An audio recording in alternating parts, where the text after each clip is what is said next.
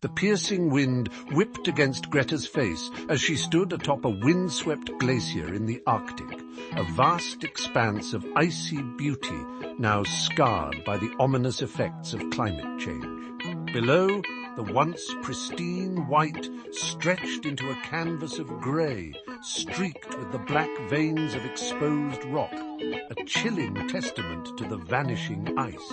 Greta's heart ached at the sight, her eyes filled with a burning fire that belied her youthful frame.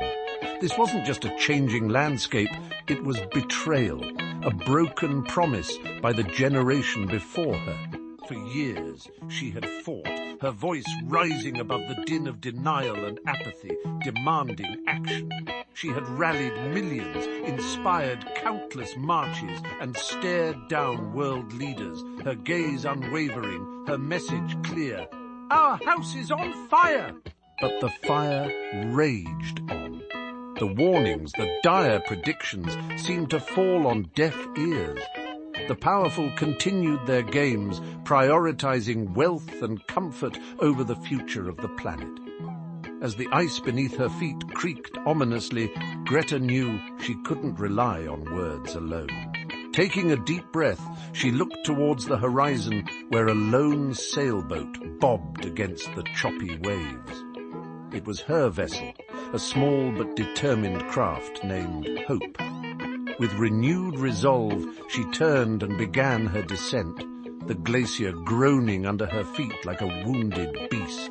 Reaching the sailboat, she cast off, the wind filling its sails as she steered it towards the open ocean. Her destination? The headquarters of the world's largest oil company, a towering monolith of steel and glass that symbolized everything she was fighting against. The journey was fraught with danger, storms brewing on the horizon, mirroring the ones inside her. Yet Greta sailed on, fueled by her unyielding conviction. Days turned into nights, the sun setting on a dying world, yet rising again on a glimmer of hope. Finally, the steel giant emerged on the horizon, a monstrous reminder of the fight that lay ahead. As Greta navigated the choppy waters towards the harbour, a swarm of boats surrounded her, filled with men in black suits, the company's protectors.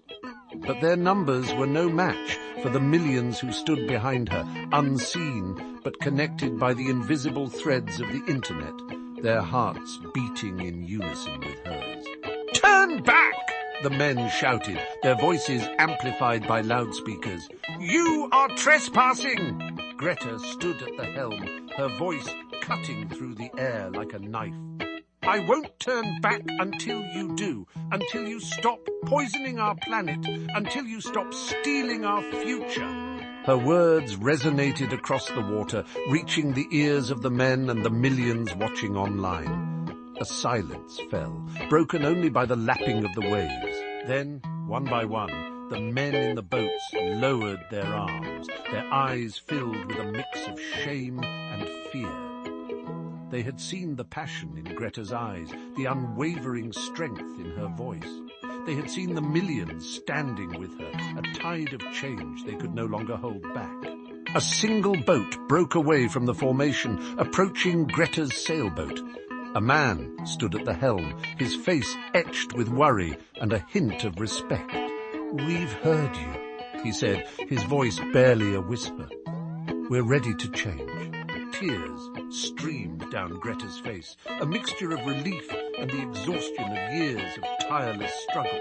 As the sun rose over the horizon, casting its golden rays on the oil giant, a new chapter began. It was a victory, not just for Greta, but for everyone who dared to hope, for everyone who believed that even the smallest voice could ignite a revolution.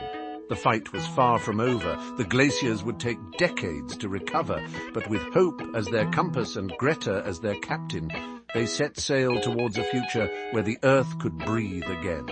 A future where her generation would no longer have to fight for the right to a livable planet.